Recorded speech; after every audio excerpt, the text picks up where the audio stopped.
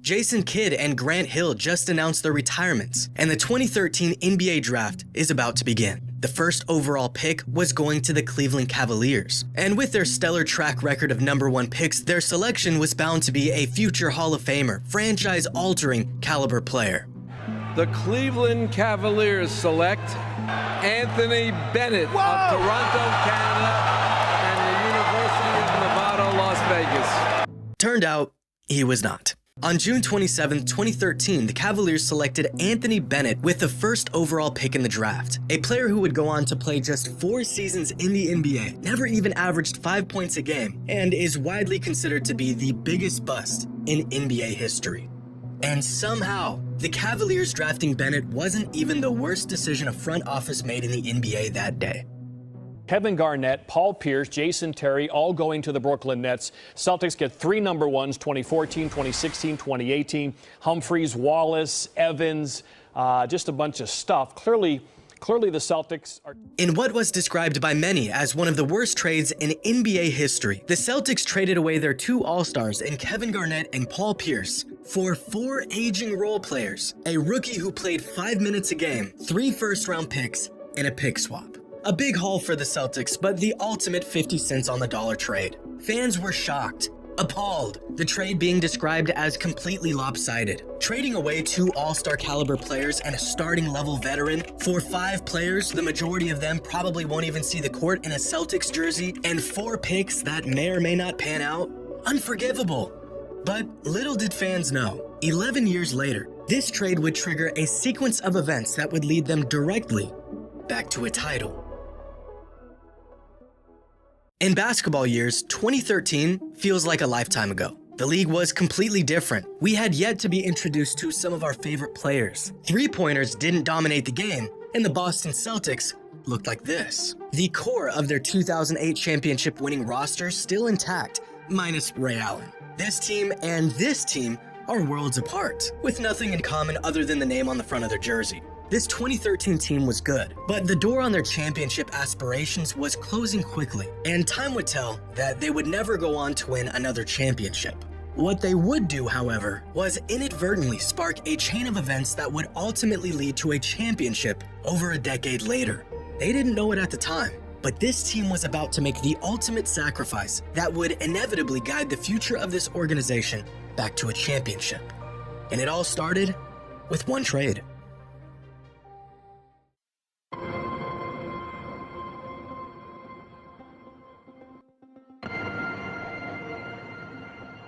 Well, there was a huge trade agreed to last night, and this is the one Berman is certainly not happy about. According to reports, the Boston Celtics will send Paul Pierce and Kevin Garnett to the Brooklyn Nets for a package of players including Jared Wallace and 3 first-round picks. Now, the rebuilding movement in Boston is clearly in full effect now. In 1 week, the Celtics nation has said goodbye to Doc Rivers, Pierce, and Garnett. The Nets, meanwhile, have put together an all-star starting 5. It's looking pretty good.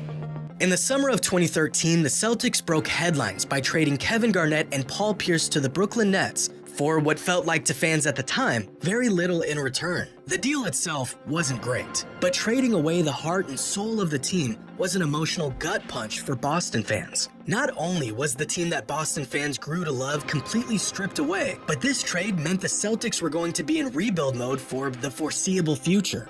But Celtics GM at the time, Danny Ainge, had a plan. A timeline that was going to take the Celtics to the lowest depths of the league before inevitably bringing the organization back to glory. And that timeline began just 6 days after this fateful trade. On July 3rd, 2013, the Celtics hired former Butler University head coach Brad Stevens. Now, Stevens had never coached in the NBA before. He was just 36 years old, and he was handed over one of the worst rosters in the league. The 5-player haul the Celtics got in return for Pierce and KG was about as inconsequential as expected. Keith Bogans and Marshawn Brooks played a combined 10 games for Boston. Chris Joseph played a whopping 24 minutes in a Celtics jersey. Chris Humphries was on to a new team after just 1 season, and Gerald Wallace was retired within just 2 seasons, which meant that the near future of the most successful and storied franchise in NBA history would be determined by their 4 newly acquired draft picks. By the end of the 2016 season, 3 years after the infamous trade with Brooklyn, the Celtics roster looked like this. The 2 remaining players from the 2013 roster were Avery Bradley and Jared Sullinger. The team was painfully average throughout those 3 years, and they used that 2014 first-round pick they received from the Nets to draft James Young, who didn't really pan out. But they did have an all-star guard in Isaiah Thomas, and 3 remaining picks from that trade with the Nets. What they managed to do with these picks would become a masterclass of NBA management and nothing short of a miracle.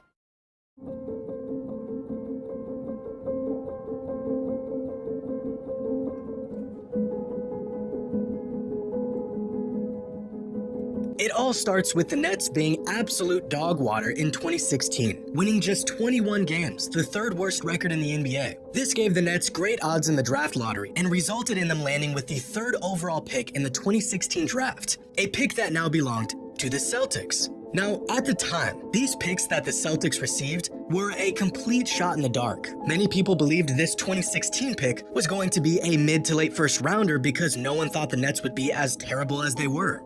Now, the picks were first rounders in 2014, 2016, and 2018. Now, they will probably not be lottery picks because of the fact that the Nets would probably be doing well by then. Turns out this pick wasn't just a lottery selection, it was top 3. And with this 3rd pick, Boston selected a 6'6" two-way guard out of Cal who was getting comparisons to Jimmy Butler. With the 3rd pick in the 2016 NBA Draft, the Boston Celtics select Jaylen Brown from the University of California, Berkeley. Jaylen Brown got off to a slow start with Boston, but the potential was clearly there. And with the addition of Al Horford, who signed in the offseason, the Celtics would go on to have their best season in a decade, winning 53 games, earning the #1 seed in the East, and making a run to the conference finals. Their luck was turning around, the fateful trade in 2013 fading into the past. But that Nets trade would prove to be the gift that just kept on giving.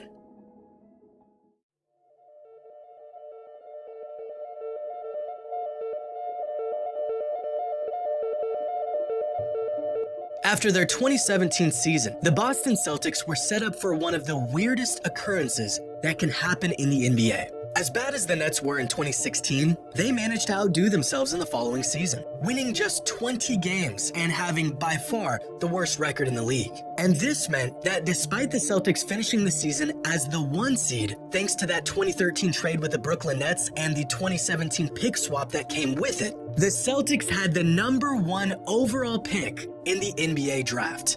Now, this has happened before, both in 1978 when the Blazers finished the season as the 1 seed and the Pacers just willy-nilly traded away their first overall pick before the draft, and in 1982 when Cavs owner Ted Stepien traded away their first-round pick a few years prior, leading to the Lakers having the #1 pick in the draft after winning a championship. In fact, Stepien was so reckless with his trades that the league had to step in and make a rule, essentially preventing owners and GMs from shooting themselves in the foot. So the fact that the Celtics had this pick in the first place was miraculous. But what Danny Ainge did next was not a matter of good fortune, but rather genius. Instead of using their first overall pick, Ainge decided to trade down and swap picks with the 76ers, giving them the first overall pick in return for the 3rd pick in the draft and a future first rounder. The Celtics front office already knew who they wanted in the draft, and it wasn't Markelle Fultz or Lonzo Ball. They also knew that they were going to get their preferred player regardless of if they were picking first or 3rd. So in one of the ballsiest moves in draft history, Ainge traded away the first pick for the 3rd, got the player he wanted, and got a free future first rounder in the process. The player they selected in the 2017 draft was just the player they needed. With the 3rd pick in the 2017 NBA Draft, the Boston Celtics select Jason Tatum from Duke University. By 2017, the Celtics went from an average team drifting in no man's land to earning the top seed in their conference and securing one of the best young duos in the entire league. Their next task? Building a championship team around their new young talent. and they still had one more pick remaining from the KG Pierce trade. So on August 30th, 2017, 2 months after they drafted Jason Tatum, Boston traded away Jay Crowder, Isaiah Thomas, and that 2018 first-round pick they received from the Nets in return for Kyrie Irving. By the end of the 2017 offseason, the Celtics roster had completely turned over once again. The first seeds of a championship team were being laid. But time would prove that this team wasn't quite ready for the big stage. The Celtics were good, making it to the Eastern Conference Finals in their first season with Kyrie and winning nearly 50 games in his second season with the team. But it became clear that Irving did not share the same priorities or expectations as the organization. So in the 2019 offseason, Kyrie decided to not return to Boston and, ironically, signed a 4-year deal with the Brooklyn Nets. This was a huge blow to the Celtics. It completely caught them off guard. They lost an all-NBA player, and they got nothing in return. The first step backwards for the organization during their rebuild. At this point, the Celtics knew they had a solid foundation with Tatum and Brown, and if they wanted to win, it would be with a team built around these two. So that's what they did. Over the next year, they drafted Peyton Pritchard in the 2020 draft. They acquired Luke Cornett in a trade during the 2021 season. They signed undrafted free agent Sam Hauser, and they traded to bring back Al Horford in the 2021 offseason. By the start of the 21-22 season, the Celtics finally had some continuity with their team. 10 players from their 16-man roster returning from the 2021 season. But 8 years after their 2013 trade with the Brooklyn Nets, long after the residual aftermath of the trade had seemed to come to its natural conclusion, there was one last gift that trade had to offer for the Celtics. Now, if you can recall, in the 2017 draft, the Celtics used their pick they got from the Nets to draft Jason Tatum, but not before trading away the first pick for the third pick and a future first rounder. Well, that future first-round pick came into play in 2019 when the Celtics selected Romeo Langford with the 14th overall pick. Now, Langford didn't quite work out for the Celtics, and so in February of 2022, the team packaged Langford, Josh Richardson, and 2 first-round picks in a trade with the San Antonio Spurs in return for Derek White. And just like that, nearly a decade after what was described as one of the worst trades of all time, the Celtics turned an aging Kevin Garnett, Paul Pierce, and Jason Terry into Jason Tatum, Jaylen Brown, and Derek White. 8 years later, turns out that trade wasn't so bad after all. But the Celtics weren't done yet. After a finals appearance in 2022, the team was hungrier than ever. They were close. They had the tools. They knew they were still missing some pieces, and they knew just where to get them. But in order to have a chance at a title, they would have to make their biggest sacrifice yet.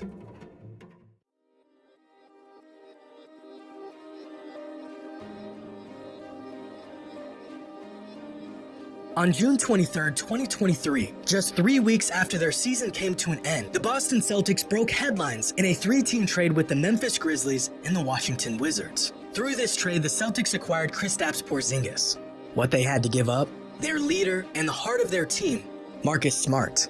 A trade that was described as one of the most difficult decisions the organization has had to make in recent history. But it had to be done. The Celtics were one step closer to their ultimate goal. And just before the start of the 2023-2024 season, Boston made one last move that would prove to create the winning formula they had been seeking. Jrue Holiday is a Celtic just days after being dealt from Milwaukee to Portland. In exchange for Holiday, the Celtics have sent Rob Williams and Malcolm Brogdon to the Blazers. Portland also gets a 2024 first-round pick via Golden State and a 2029 first-round pick. Here's what Jaylen Brown. And with the acquisition of Jrue Holiday, the Celtics would go on to dominate the 2024 season, having one of the greatest seasons in NBA history, resulting in an NBA championship. Over the course of a decade, the Celtics went through a massive rebuild that featured 112 players, 30 draft picks, 4 coaches, 2 GMs, one of the worst seasons in franchise history, 5 conference finals appearances, and finally, they had their championship roster.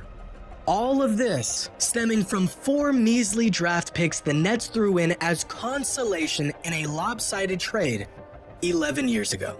Look at the Celtics today and all of their talent, their record-setting season, the championship they earned, and you'll see a team that was bound to win a title. They've been called a super team, an easy path to the finals, too good for their own good. But when you take a step back and look at the long road the Celtics took to get here, you'll find resilience, sacrifice, patience, risk-taking, Genius management and coaching, and an organization that has been meticulously crafting and building their championship team for over a decade. This championship was no fluke. If finding themselves in the same situation, I'm not sure how many organizations would have the foresight or composure to make some of the moves Boston did throughout this process to get where they are today.